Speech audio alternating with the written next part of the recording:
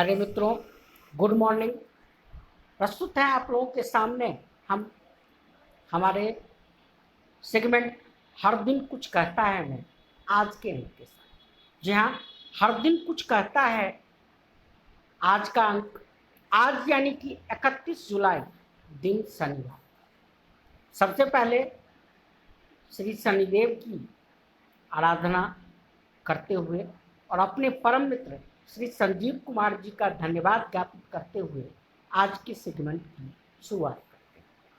आज के सेगमेंट में हम लोग डिस्कस करेंगे, ध्यान देंगे, देखेंगे आज का सुविचार, 5 इंग्लिश वर्ड्स। आज महान साहित्यकार मुंशी प्रेमचंद्र की जयंती है। आज मशहूर गायक मोहम्मद रफ़ी की पुण्यतिथि है और आज ही के दिन मुगल शासक औरंगजेब ने खुद को बादशाह घोषित किया। जी हाँ मेरे सारे व्यूअर्स और मेरे प्यारे मित्रों, आज का जो सेगमेंट है वो बहुत ही ज़्यादा इम्पोर्टेंट और बहुत ही ज़्यादा महत्वपूर्ण होने वाला है। तो आप लोगों से मेरी गुजारिश होगी कि वीडियो को लास्ट तक जरूर देखिएगा और ज़्यादा से ज़्यादा लाइक, शेयर और कमेंट कीजिएगा ताकि हमें प्रोत्साहन मिले और हम इस श्रृंखला को आगे बढ़ाएं। एक बार मैं पुनः रिपीट कर दूं, आज के इस सेगमेंट में हम लोग डिस्कस करेंगे आज का सुविचार, 5 इंग्लिश वर्ड्स। आज महान साहित्यकार मुंशी प्रेमचंद्र की जयंती है। आज मशहूर गायक मोहम्मद रफ़ी की पुण्यतिथि है और जहाँ आज ही के दिन मुगल शासक औरंगजेब ने खुद को बादशाह घोषित किया। आइए विस्तार पूर्वक चर्चा करें, लेकिन सबसे पहले आज का सुविचार, जो ऑब्वियस सी बात है मुंशी प्रेमचंद्र जी के काव्य से, रचना से लिया गया। आज का सुविचार है, जो आदमी मुसीबत में साथ ना दे। जी हाँ, मर्मस्पर्शी और आत्मसात करने वाला सुविचार, जो आदमी मुसीबत में साथ न दे वह दुश्मन है, उससे दूर रहना ही अच्छा है। मैं एक बार पुनः रिपीट करूंगा, जो आदमी मुसीबत में साथ न दे वह दुश्मन है, उससे दूर रहना ही अच्छा है। तो इसके लिए स्टेटमेंट इनका है प्रेमचंद्र साहब। चलते हैं आज के दूसरे सेगमेंट के तरफ। जी हाँ, आज का दूसरा सेगमेंट यानी कि आज के 5 इंग्लिश वर्ड्स। आज के 5 इंग्लिश वर्ड्स हैं मैल प्रैक्टिस, नेग्लिजियम, जिवल, ऑब्सेंस, पैरेगोन और क्वैग मॉयर। चलिए विस्तार पूर्वक समझते हैं। आज का पहला इंग्लिश वर्ड्स है मैल प्रैक्टिस, MALPRACTIC। आज का पहला वर्ड है मैल प्रैक्टिस, MALPRACTIC, यानी कि दुराचार या लापरवाही। सेंटेंस के थ्रू समझते हैं। The elections were free of any malpractice. Second word है आज का नेग्लिजिबल, NEGLIGIBLE। आज का सेकेंड वर्ड है नेग्लिजिबल, NEGLIGIBLE, जिसका अर्थ होता है नगण्य। सेंटेंस के थ्रू समझते हैं। According to the kinetic theory of gases, the volume occupied by individual gas molecule is negligible in comparison to the total volume occupied। आज के तीसरे इंग्लिश वर्ड्स की तरफ समझ चलते हैं। आज का तीसरा इंग्लिश वर्ड्स है हमारा ऑब्सेंस, OBSESS, OBSESS, ऑब्सेंस, जिसका अर्थ होता है परेशान होना, चिंतित रहना। सेंटेंस के थ्रू समझते हैं। Aditya seems to be obsessed with the subject mathematics। आज का चौथा वर्ड है पैरेगोन, PARAGON, जिसका अर्थ होता है आदर्श। आज का चौथा वर्ड है पैरेगोन, PARAGON, यानी कि आदर्श। सेंटेंस के थ्रू समझते हैं। Sachin Tendulkar is no doubt a paragon for young cricketers. आज का पांचवा और लास्ट इंग्लिश वर्ड्स है क्वैगमॉयर, QUAGMIR, क्वैगमायर यानी कि दलदल। सेंटेंस के थ्रू समझते हैं। The unmetalled roads become a quagmire in the rainy seasons. आज के 5 इंग्लिश वर्ड्स के बाद चलते हैं आज के महत्वपूर्ण सेगमेंट यानी कि प्रेमचंद साहब के बारे में कुछ समझते हैं।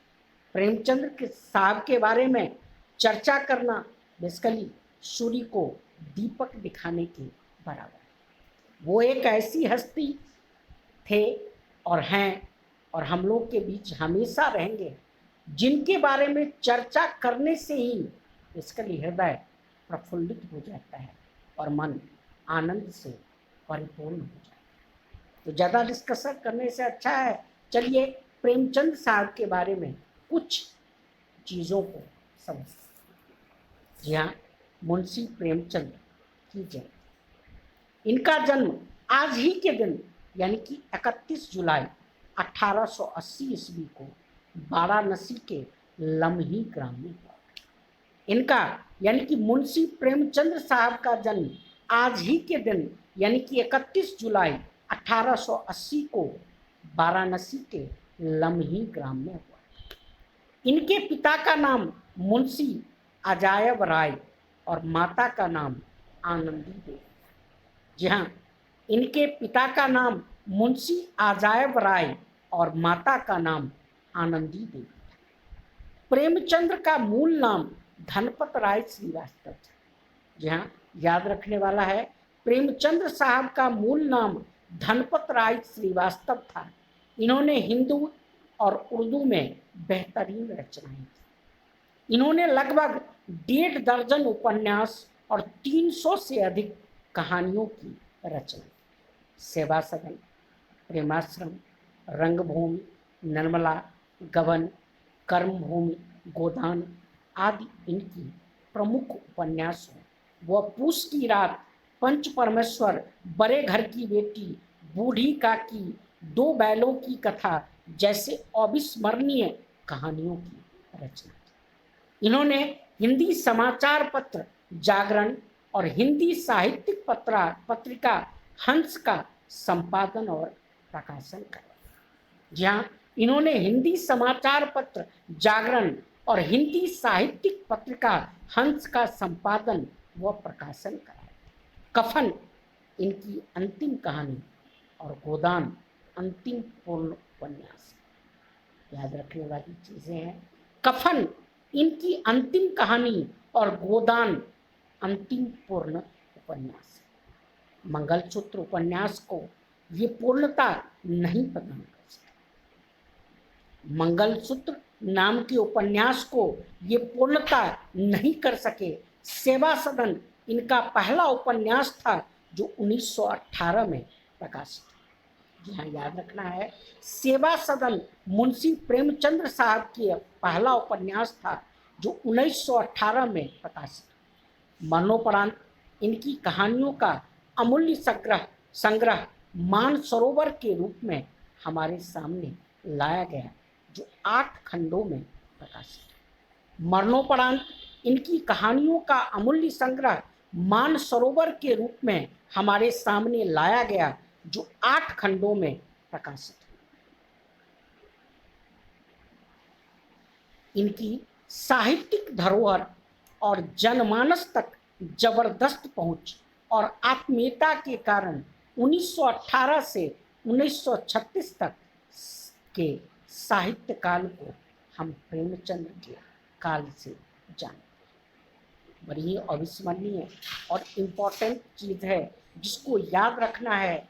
इनकी यानी कि मुंशी प्रेमचंद साहब की साहित्यिक धरोहर और जनमानस तक जबरदस्त पहुंच को आत्मीयता के कारण 1918 से 1936 तक के साहित्यिक काल को हम प्रेमचंद्र के काल से जानते हैं। 1934 ईस्वी में प्रदर्शित फिल्म मजदूर की कहानी इन्होंने ही लिखी। जहाँ याद रखना है 1934 में प्रदर्शित फिल्म मजदूर की कहानी इन्होंने ही लिखी थी।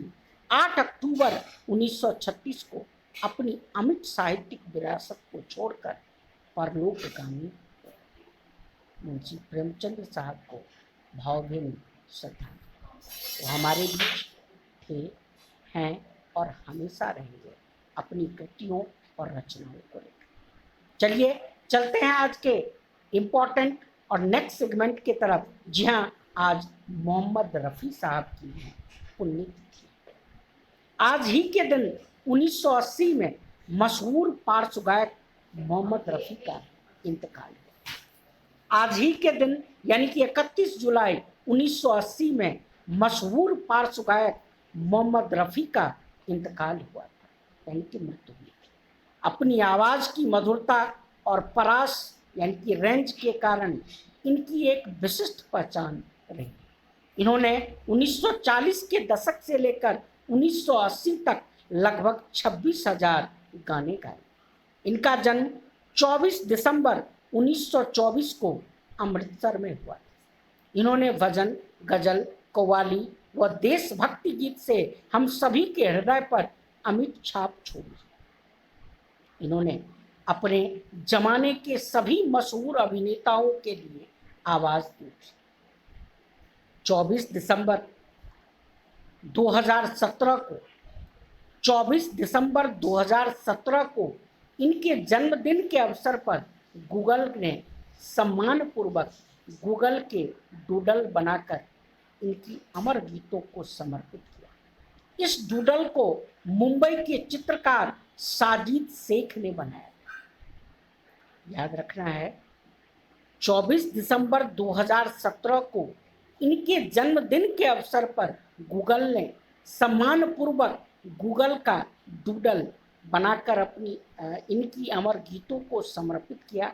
इस डूडल को मुंबई के चित्रकार साजिद शेख के द्वारा बनाया गया। इन्हें 6 फिल्म फेयर पुरस्कार प्राप्त हुए थे। इन्हें 1965 ईस्वी में पद्मश्री पुरस्कार से सम्मानित किया गया था।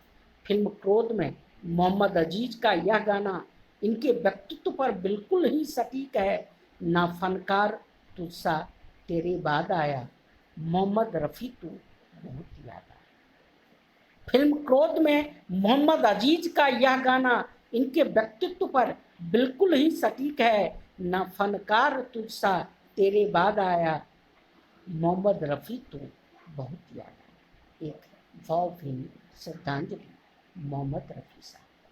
चलिए चलते हैं आज के लास्ट सेगमेंट और आखिरी सेगमेंट की तरफ। जी हाँ, आज ही के दिन मुगल शासक औरंगजेब शासक बना।